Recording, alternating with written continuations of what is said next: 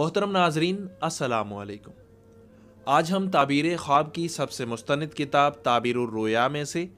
خواب میں گیدڑ دیکھنے کی 4 مختلف تعبیریں پیش کرنے جا رہے ہیں، تو آئیے شروع کرتے ہیں۔ حضرت ابن سیرین رحمۃ اللہ تعالی علیہ نے فرمایا ہے کہ اگر کوئی خواب میں دیکھے کہ گیدڑ کی طلب میں پھرتا ہے اور حیران ہے اور پکڑ نہیں سکتا ہے تو دلیل ہے کہ بیمار ہوگا، اور اگر کوئی خواب میں دیکھے کہ گیدڑ اس کے ساتھ کھیلتا ہے تو دلیل ہے کہ کسی عورت پر عاشق ہوگا، اور اگر کوئی خواب میں دیکھے کہ گیدڑ کا گوشت کھاتا ہے تو دلیل ہے کہ بیمار ہوگا اور شفا پائے گا، اور اگر قرض دار ہے تو اس کا قرض ادا ہوگا، اور گیدڑ کے بال، چمڑا اور ہڈی سب کچھ خواب میں دیکھنا مال پانے کی دلیل ہے،